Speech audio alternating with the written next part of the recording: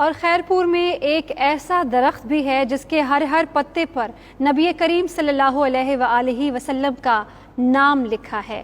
400 سال پرانا یہ درخت قدیمی درگاہ مخدوم عبدالرحمن شہید کے احاطے میں موجود ہے۔ دیکھتے ہیں محمد بخش کی یہ رپورٹ۔ میٹھا میٹھا ہے میرے محمد کا نام، ان پہ لاکھوں کروڑوں درود و سلام۔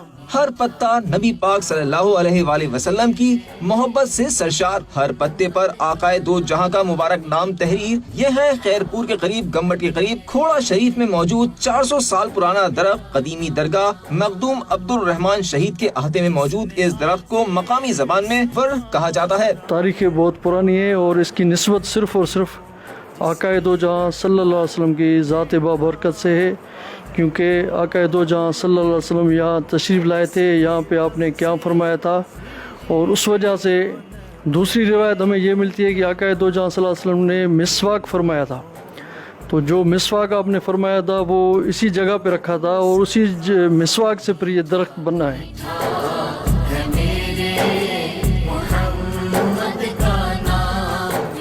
اس قدیم اور تناور درخت میں نئے پتے اگتے رہتے ہیں اور نئے پتوں پر بھی نبی پاک کا نام مبارک تحریر ہوتا ہے۔ کیمرہ مین نثار احمد سہتو کے ساتھ محمد بخش، 92 نیوز، خیرپور۔